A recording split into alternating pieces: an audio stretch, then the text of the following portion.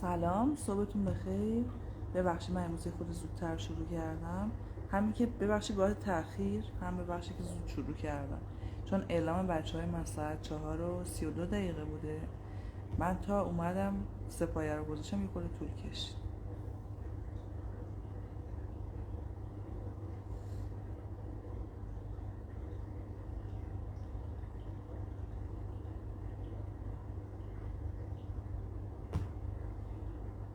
نه خواب نبود.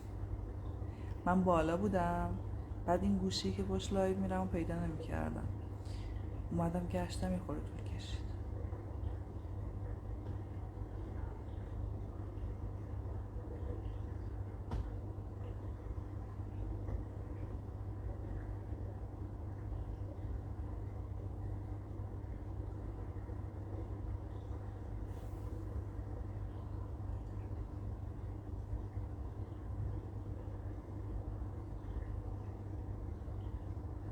میگن کاش میشد این تایم بود، انرژیش عالیه.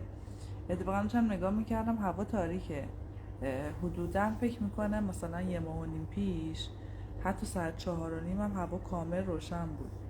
داریم میریم به سمت اینکه دوباره مثل اینکه این در واقع طلوع عقب بیفته. من یادم امسال آخه 1 ساعت ها رو تغییر ندادن دیگه. من یادم ما همیشه ساعت 4:30 تا 5 که بیدار میشدیم بلا استثنا به جز امسال با تاریکی مواجه بودیم. بعدش تازه یعنی گرگومیش بود، بعدش تازه هوا روشن میشد. و امسال اصلا یک سورپرایز بود برای ما که یعنی چی هوا انقدر سریع روشن میشه، یعنی چی که این اتفاق داره میفته. امروز میخوام راجع به مسیر کار اول باید صحبت کنم. ماها خیلیامون چه دخترش چه پسرش این جنسیت رو محدود نمیکنم، چه خانم چه آقا، داریم کار میکنیم.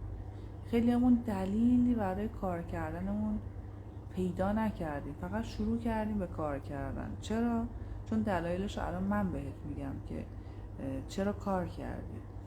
و چون فقط شروع کردیم به کار کردن واسه خودمون عجیب شد که بعد از این مدتی که خسته شدیم اولین سوالی که از خودمون پرسیدیم این بود چرا دارم کار میکنم، چرا انقدر به خودم دارم زحمت میدم، یا چه دلیلی اصلا داره میتونم کار نکنم. اینها سوالها و چالش های ذهن خیلی هاست که شاید هیچ وقت جرأت نکنن که در یک جمع به زبون بیارن. ولی خب این مشکل فقط یک نفر نیستش، میگم مشکل خیلی ها میتونه باشه.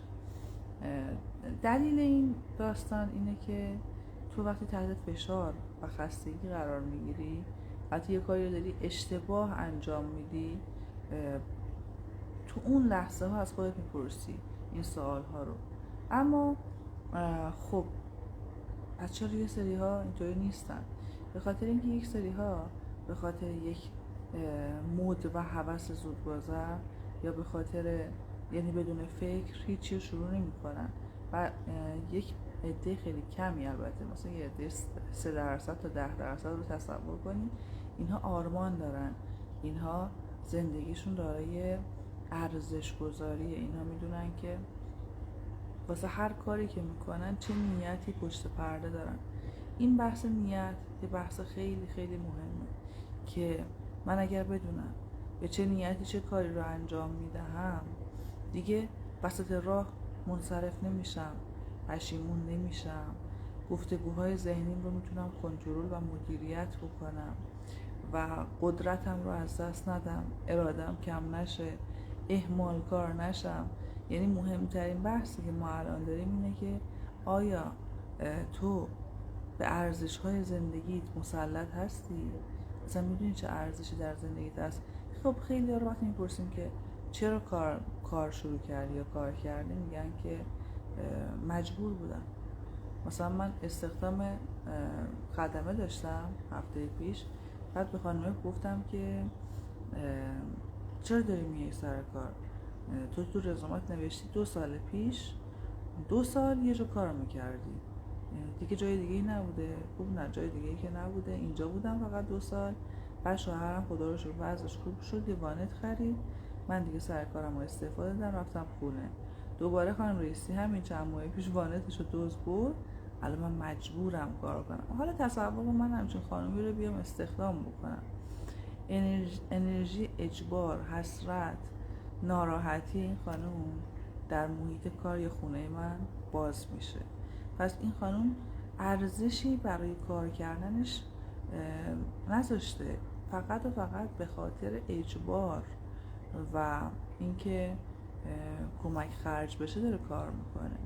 اونهایی که از روی اجبار یا کمک خرجن یا حالا یه سری کمک خرج میشن، یه سری میخوان از خونه فرار بکنن، خیلی با هم فرق میکنه. خب کمک خرج شدن یا فرار کردن یه تایمی از خونهشون میرن کار میکنن، اینها آدم هایی که وقتی خسته میشن هیچ گزینه دلگرم کننده‌ای در ذهنشون پیدا نمیکنن و اولین حمله‌ای که میکنن به خودشونه که چرا من اصلا دارم کار میکنم، چرا من اصلا باید اینقدر خودم فشار بیارم. پس اولین چیز تو باید برای ارزش‌هات زندگی بکنی. یعنی مثلا میگم توی خانواده‌ای مثل خانواده ما کار کردن یک ارزش محسوب میشد، یک اجبار نبوده.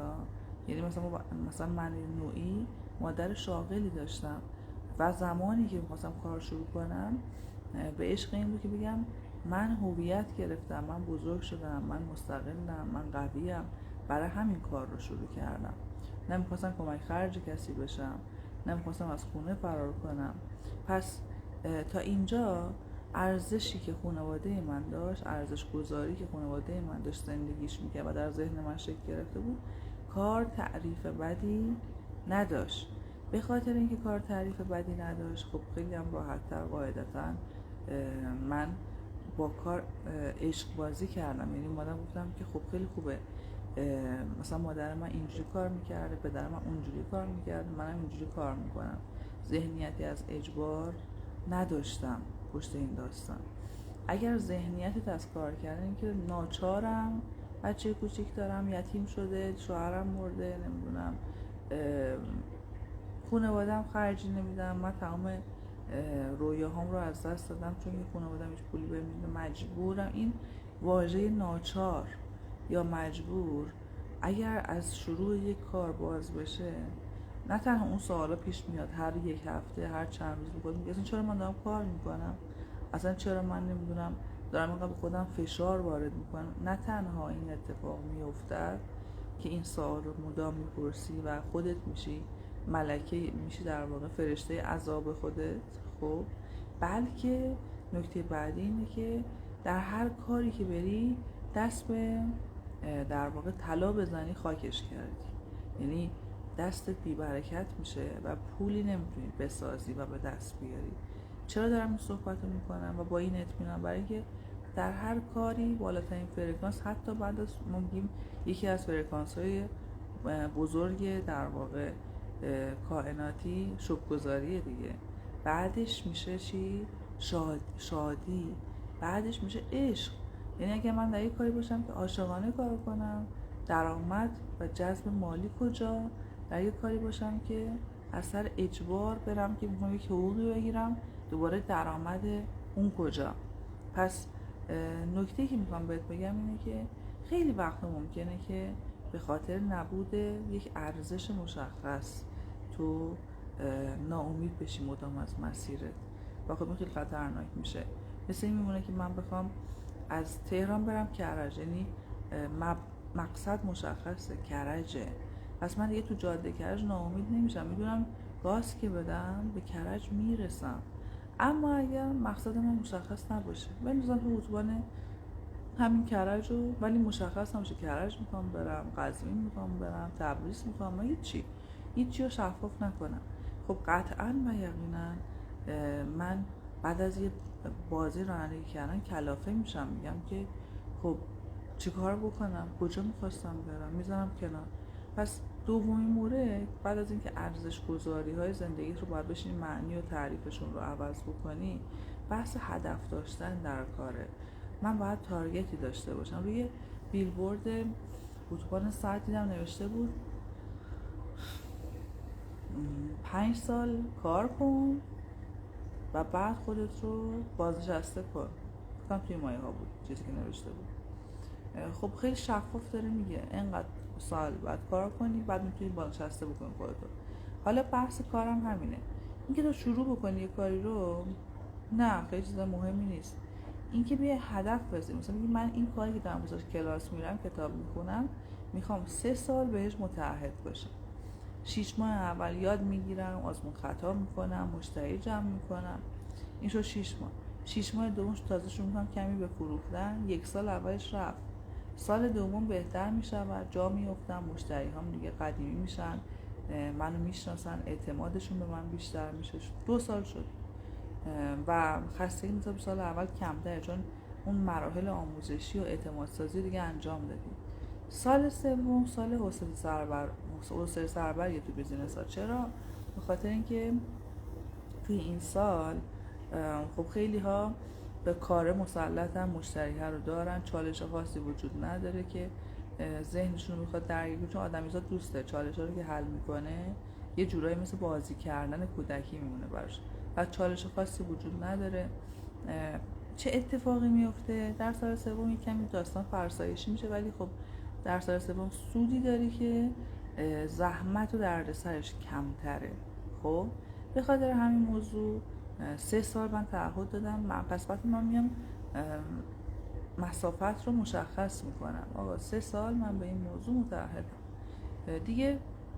این که من یک گاز بودم نرسم نیست، مشخصه دیگه. آقا من میخوام از تهران برم قزوین، از تهران تا قزوین اینقدر کیلومتره، اینقدر ساعتم طول میکشه. ولی اگر تو مشخص نکنی که هی گاز میدی میگی خب کجا دارم میرم اصلا، چرا تو اتوبانم من، بی هدف که باشم. پس یکی بحث ارزش است، یک بحث هدف است. خیلی باید تو رو توی زندگیت بشی فکر بکنی. حالا یک چیزی هست به اسم مد. مد یعنی چی؟ یعنی یک تمایلی در تو ایجاد می شود که این تمایل برای تو نیست. در واقع با قدرت و زور تبلیغات و رسانه و آدم هایی که خودشون، حالا مثلا صنعت بیشتر میگم مد و فشن دیگه، مد بیشتر روی بحث لباس استفاده میشه. پس مثلا مد و فشن میاد یه سری لباس های خاص رو شروع میکنه مد کردن. مثلا الان شلوارای چی میگن بهش، مام استایل یا واید مده که از بالا همینطوری گشاد میشه، شلوار جینایی که از بالا گشاد و یه سر تنشون میکنن، با اینکه اندام زیبای یک زن رو نشون نمیده. یک اون شلوار خیلی هم آدمو یغور میکنه دیگه، درسته، ولی چون یه مدتی خیلی همه پوشیدن تبدیل شد به مد. الان کسی اگر بخواد اگر پیروی از مد داره و احساس خوبی در خودش ایجاد کنه باید چیکار کنه؟ از این شلوار جین ها بگیره. یعنی شلوار جین استرچ، شلوار جین اصطلاحاً فیت کات دیگه الان توی صنعت مد نیست، فعلا تو صنعت مد نیست، فعلا این گشادا مدن و مخصوصا هرچی پارگی بیشتر باشه این مد بیشتر به مد نزدیک میشه. خب حالا من نوعی با توجه به اینکه در واقع در مد میافتم، در مد قرار میگیرم، نباید کار بکنم. پس ما تعریف مد رو فهمیدیم، چیزی که اپیدمی میشه آدم ها استفاده میکنن بدون اینکه دلیلش رو بدونن، بدون اینکه حتی زیبایی شناسی داشته باشه، اما چون یه عده زیادی ازش دارن پیروی میکنن ما هم میگیم خب ما هم جزو این دسته باشیم، عقب نمونیم، میخوایم همیشه آپدیت باشیم. اینا همه چیزایی که اصلا تو ناخودآگاه میگی یا خودآگاه این مسائل رو مطرح نمی‌کنی. اما نکته‌ای که هست اینه که پس اگر ارزش نداشته باشی برای کارت، هیچ مفهوم ارزشی نداشته باشی، نیت نداشته باشی، مقصدت رو مشخص نکنی، هدف نداشته باشی، خب اتفاق خاصی نمیفته. اما بدتر از اون یه سری ها از سر مد شروع میکنن یه کاری رو انجام دادن. یعنی یه کاری مد میشه، بقیه میرن میگن که حالا اصلا کار نمیکرده، به خاطر اینکه فلان کار مد شده میره که علیه جماعتی عقب نمونه. اصلا کلا تعریف مد اینه که این کارو میکنم که از بقیه عقب نمونم. خب اون هم چون داخلش میگم ارزش و نیت و چیزی مشخص نیست، باز هم خستت میکنه. یعنی اگه از طریق یک مد شما کار کردن رو شروع کردی، الان باید یه استوب بدی، امروز بشین عمیقا فکر کنی. ما وقتی خیلی خسته میشیم دریچه ناخودآگاهمون باز میشه، یعنی مستقیم وصل میشیم به اون بعد روحیه خود روحیه شروع کنی پرسیدن، میگه خب چرا تو داری کار میکنی؟ اصلا فاز چیه؟ این هم خستگی واسه چی داری ایجاد میکنی؟ یا بدهی چرا اصلا رفتی درست کردی؟ کی گفته تو فلان چیزو بخری که به خاطرش بدهکار بشی؟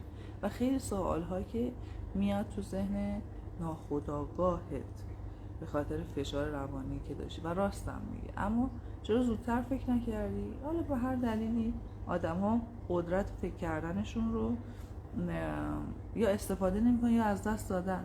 حالا یک سری کلاس ها و کتاب ها مثل امثال ما کمک میکنیم، سری کتاب ها کمک میکنن که یک کم بتونی عمیق شی، فکر بکنی، قبل از انجام کاری تحلیل بکنی و متوجه بشی که الان این چیزی که میخوای خواستن خودته یا خواستنی که جامعه داره بهت جامعه داره بهت در واقع اجبار میکنه. و تفاوت به اینا رو باید امروز بشینی کاملا برای خودت در بیاری. حتی تو زمینه تشکیل خانواده و مادر شدن، پدر شدن همینطور. آیا من میخوام که این اتفاق بیفته یا چون همه دارن این کار رو میکنن من دارم از این همه پیروی میکنم؟ پس امروز بحث عمیق فلسفی برات باز کردم و تو باید بشینی امروز کم خودت یک ساعتی خلوت کنی و ببینی کجای کاری، چندی، چی کار داری میکنی، دوستش داری کار رو، چرا رفتی داخل این کار، چرا داری از مود پیروی میکنی. اینها رو کنار هم که بذاری یک نقشه پازل به هم ریخته بهت میده. تازه تو باید یه شکل بدی. شاید قرار باشه که عوضش کنی، شاید قرار باشه نه همون باشه ولی سر و شکل بگیره. اینا دیگه همش بستگی به خودتون داره که چطور در این کار ورود کردی و چطور حال دلت چطوره. خب بریم سراغ یک پیشنهاد کاری. صنعت عینک یک موردیه که خب تصور کنیم که تا قبل از اینکه عینک بیاد آدم ها میخواستن چیزی رو ببینن، اگر چششون نمید با ذره بین این کار رو انجام میدادن. عینک اومد واسه یک کمکی کرد در واقع با آدمی زاد. و عینک‌ها دو دستن، عینک‌های طبی داریم، عینک‌های آفتابی داریم. اینها درشون تفاوت هست. هنوز کسی ندیدم که شاید هم باشه ها، من چون زیاد توی اینستا نیستم، توی این صنعت عینک ورود کنه در اینستا و قوی عمل کنه. یعنی بیاد بگه آقا این مدل عینک‌ها به درد این صورت‌ها میخوره، این مدل این رنگ عینک‌ها این شکلیه، تاثیر رنگ‌ها توی عینک چیه. یک داستانی از عینک براتون تعریف کنم و بگم که چقدر عینک پس سودآوره. جمع‌بندیمون میخواد بره به سمت این داستان و همه استفاده میکنن، همه دوست دارن که عینک بزنن. میگن یک آدم ثروتمندی مریض میشه، بعد هر دکتری میره از این دکتر به اون دکتر همه میگن ما مثلا یعنی کاری نمیتونیم بکنیم برات. تا به یه بنده خدایی میرسه، درمانگری میگه ببین همه خونه‌ت رو باید سبز بکنی. یعنی باید چیزی باشه که هر طرف نگاه میکنی سبز باشه. بعد نه خب ازش خوب بوده، میگه خب چیکار کنیم، جمع کنیم بریم نمیدونم وسایل رو چیز کنیم. آخر سر یک فردی میاد بهش راهنمایی میکنه، میگه که یه عینک سبز بزن، لازم نیست همه اطرافت رو عوض کنی. یک داستان البته تمثیلی و استعاره‌ایه ها، از اینکه برای اینکه حالت خوب بشه نوع رنگ نگاهت رو یا دیدگاهت رو عوض کن تا اینکه بخوای کل وسایل خونت رو رنگش رو بخوای تغییر بدی. من گوشیم اصلا شارژ نداره، 5% داده. یه جمع‌بندی روی عینک داشته باشم. صنعت عینک باز به دو دسته اصل و فرع تقسیم میشه. عینک‌های اصل قطعا حاشیه سودش بیشتره، عینک‌های فرعی سود کمتر ولی فروش بالاتری. چون این دونه عینک اصل از 10 میلیون شروع میشه به بالا، ولی عینک‌های های کپی و فیک میتونه از 500,000 تومان باشه تا نهایت 5 میلیون تومان. و خودتون میتونید با یه حاشیه سود 200% این عینک‌ها رو از عمده فروش ها بخرید و در اینستاگرام بفروشید. اگر لاین طبی انتخاب میکنی باید تو اون لاین باشی. اگر طبی برای هر فردی انتخاب میکنی این یه چیزه، طبی برای افراد مسن فرق میکنه. دوباره آفتابی اگر انتخاب میکنی تو میتونی آفتابی مادر و کودک داشته باشی که ست بشن با هم. ولی میگم صنعت عینک یه حاشیه سود خیلی بالایی داره، کالای خیلی مصرفی نیست، ولی هر کسی بالاخره حداقل یه دونه عینک رو داخل وسایلش میتونیم پیدا بکنیم. خیلی میتونیم رو بحث یووی، اشعه های ماورا بنفش، نمیدونم تاثیرات مخربی که نور روی چشمشون داره، عینکایی که باید بزنن که عینکای شب معمولا برای نگاه کردن تلویزیون که چشمشون خراب نشه، خب متأسفانه خیلی تلویزیون نگاه میکنن، یا عینکایی که از رنگ‌های فانتزی یعنی بیرنگی ولی یک حاله از قرمز داره، سبز داره، آبی داره، بنفش داره. این عینک‌ها باز بهشون اصطلاح عینک شب میگن، ولی خب تأثیری که رنگ‌های اون شیشه ها روی بحث ترشح هورمون‌ها و اخلاق آدمو داره رو بلد نیستن. تو میتونی اینا رو همه یکی یکی به جلو دوربین بگی و یک فروش خیلی ماورایی داشته باشی و حتی پکیج عینک بفروشی، یعنی تک عینکی کار نکنی بگی من این سه تا عینک رو با هم میفروشم. خیلی از این مانورها میتونیم بدیم، بند عینک رو بهشون اضافه کنیم که کارها خاص‌تر بشن توی طوری که کسی ندیده باشه. صنعت عینک صنعتیه که خیلی توش ورود نکردن و نمیکنن، ولی بسیار بسیار صنعت پرسودیه. این رو هم گوشه ذهن داشته باش و یک سرچ بکن. ببخشید امروز لایو من زود جمع میکنم چون میگم گوشی من اصلا شارژ نداره و خودم هم عازم یک سفر هستم. انشاءالله شنبه شما عزیزان رو میبینم. خیلی ممنونم. خدا نگهدار.